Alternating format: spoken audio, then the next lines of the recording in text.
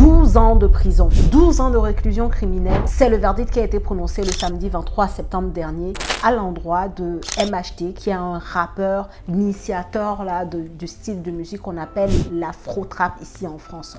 Peut-être que tu n'es pas au fait de cette actualité, mais il est important d'en parler. Franchement, quel gâchis, quel gâchis, mais quel dommage. Je vais te parler un peu de son parcours rapidement parce que l'idée c'est d'aller au-delà pour en tirer des leçons, parce que pour moi, dans chaque événement, même si l'événement concerne ton voisin, même si l'événement concerne tes connaissances, tes amis, eh ben, on doit pouvoir en tirer des leçons. Et dans son parcours, dans son histoire, moi, je vois des leçons à en tirer pour nous-mêmes ne pas tomber dans ce genre de problème. En tout cas, l'éviter au maximum, faire le maximum de nous-mêmes pour éviter d'être victime finalement de ce que j'appelle l'entourage. Bonjour à tous et bienvenue sur cette chaîne destinée à l'investissement immobilier. Je suis Céline Médéou, épouse d'Orido. Je suis immopreneur, une personne qui fait du business avec l'immobilier, qui gagne véritablement de l'argent tous les mois, tous les jours. Et c'est ce que je t'apprends à faire au travers de mes contenus complètement gratuits sur cette chaîne et également au travers de mes formations et de mes accompagnements. Donc si le sujet t'intéresse et que tu ne l'as pas encore fait, abonne-toi tout de suite à la chaîne et surtout active ta cloche de notification pour ne pas rater mes futures publications. Et la deuxième chose, tu regardes en barre de description de la vidéo, tu trouveras des liens très intéressants, notamment le lien vers ton cadeau de bienvenue, un e-book à télécharger dans lequel on parle des 10 commandements de l'investissement immobilier rentable. Alors, comme je te le disais, aujourd'hui, le sujet dont on va parler, c'est le sujet d'actualité concernant le rappeur MHD, un rappeur français, mais qui est d'origine africaine pour le coup. Un rappeur qui a quitté son statut de livreur de pizza pour devenir une star internationale qui faisait la fierté de tout un continent, le continent africain. En une soirée, sa vie a basculé. En une soirée en 2018, sa vie a basculé. Je ne parle pas trop, je vais te laisser regarder cette vidéo-ci et on revient pour en tirer des leçons. Le rappeur MHD a été condamné à 12 ans de réclusion criminelle pour meurtre ce samedi soir. MHD, de son vrai nom Mohamed Sylla, est reconnu coupable d'avoir participé en juillet 2018 au lynchage mortel de Loïc K, jeune homme de 23 ans qui venait d'une cité rivale. La victime avait d'abord été percutée par une Mercedes qui appartenait à MHD. Une dizaine de personnes l'avaient ensuite lacéré de 32 coups de couteau avant de laisser Loïc K pour mort dans la rue. Au moment où le verdict a été rendu, ce samedi soir peu avant minuit, des cris venant de la salle d'audience ont été entendus. De nombreux proches et fans de MHD étaient présents dans la salle où se tenait l'audience.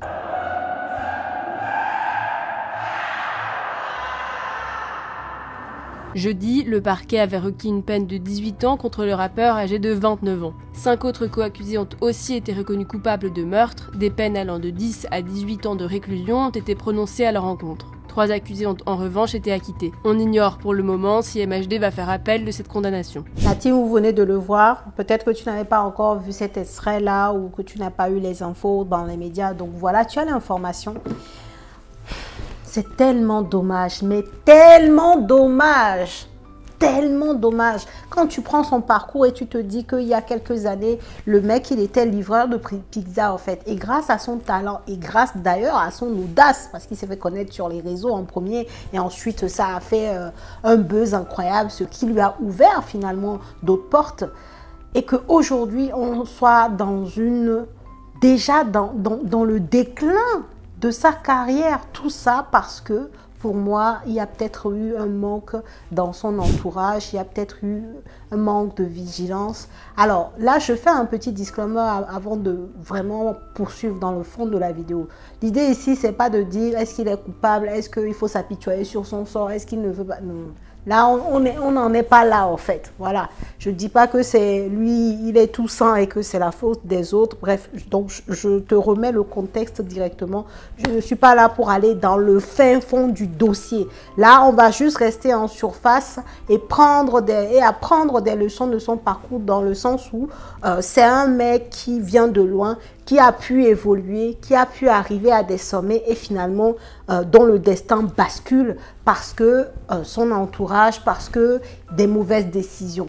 La première leçon, le premier principe de vie que je veux te partager par rapport à l'expérience de MHD, c'est que ton entourage fait et est partie intégrante de ton succès ou de ton déclin. Note-le quelque part. Ton entourage fera la différence dans ta vie. Ton entourage, la manière dont tu choisis les personnes à qui tu parles, les personnes qui partagent ta vie, ton cercle restreint, les personnes avec qui tu parles de tes projets, les personnes avec qui tu évolues tout simplement dans la vie, la manière dont tu les choisis, ces personnes-là sont partie intégrante de ton succès ou de ton déclin. Très souvent, on se dit, ce sont des personnes que je connais depuis toujours, on a grandi ensemble, nos mamans se connaissent.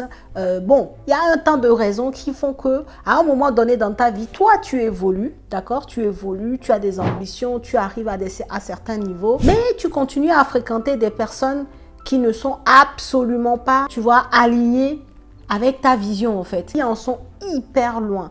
Moi, je pense qu'il y a un tri à faire. Je suis désolée, mais si on veut avancer dans la vie, si on veut réussir dans la vie, il va falloir peut-être laisser certains sur le côté. C'est comme ça en fait. Sinon, tu choisis ton camp. C'est soit toi ou soit les autres en fait. Tu ne peux pas continuer à garder le même entourage alors que toi, tu évolues. Toi, tu gravis des échelons, que ce soit, je sais pas, hein, peut-être dans ta vie spirituelle. Là, je ne parle pas que du point de vue ambition. Mais c'est très important si tu as des ambitions. Mais au-delà de ça, même dans ta vie spirituelle, même dans peu importe ta vie, quand tu veux évoluer, peu importe dans la sphère de ta vie, tu dois regarder l'entourage.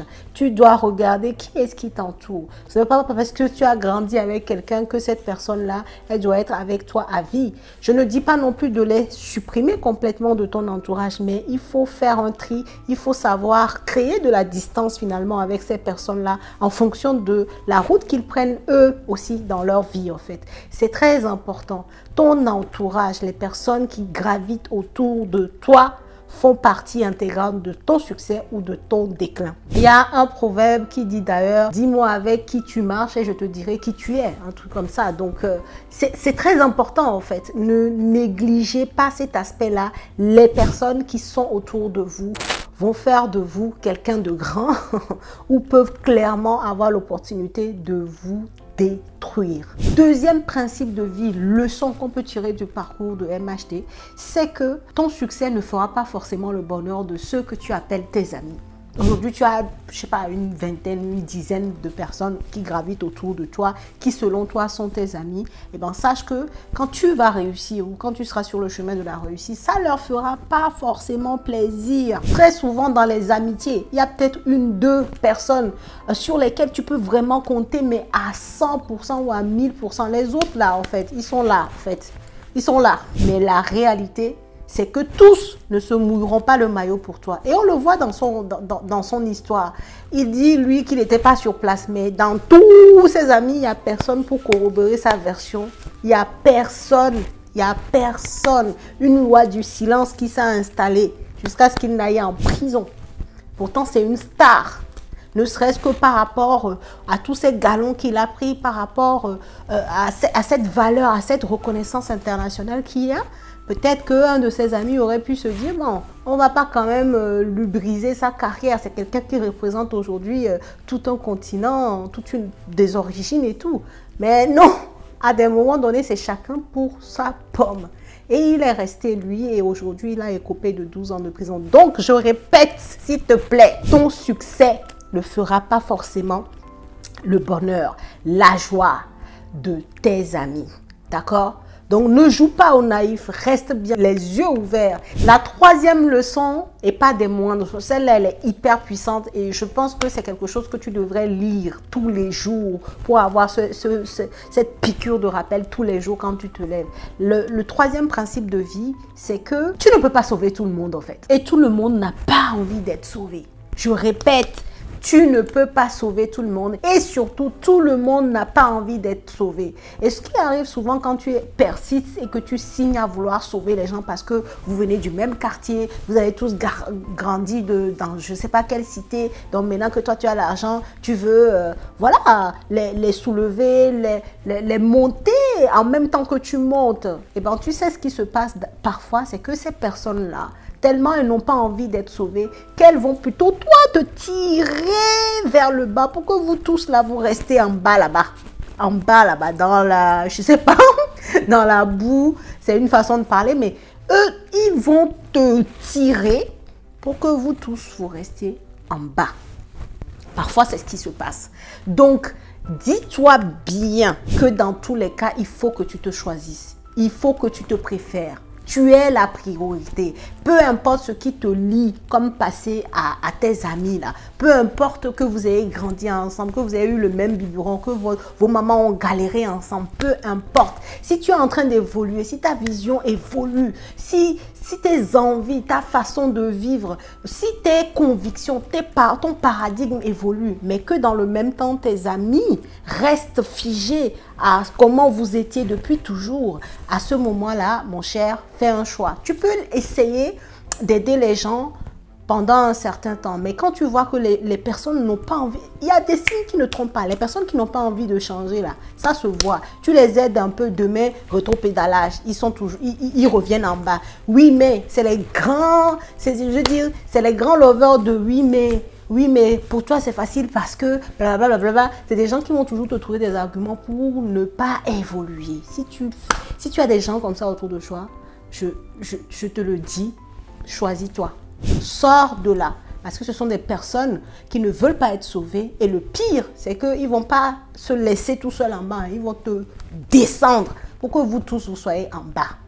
C'est peut-être un rappel si c'est quelque chose que tu mets déjà en place, mais ce sont des principes de vie qui ont l'air évidents comme ça, mais auxquels on n'y pense pas forcément. Et c'est pour ça que c'était important pour moi de faire cette vidéo par rapport à ce cas d'école, parce que moi, j'appelle ça un cas d'école. C'est quelque chose qui peut arriver à n'importe quelle personne. Ça peut arriver à n'importe qui si tu ne sais pas choisir les personnes qui t'entourent. Si tu te laisses aller comme une sorte de fatalité, parce que tu connais les gens depuis belle lurette et que votre vie, vos destins sont forcément liés parce que vous venez du même endroit. Si tu es dans cette spirale-là, je peux te garantir que ça va être compliqué pour la suite. Il faut savoir se préférer, d'accord? Et le quatrième principe bonus que je voulais te dire, c'est que, tu sais, notre vie n'est que l'ensemble de nos choix. C'est-à-dire ce à quoi ressemble ta vie aujourd'hui, ce n'est que l'ensemble de tes choix. Si tu as écouté cette vidéo et que tu as écouté ces trois principes, tu as le libre arbitre. Tu as le choix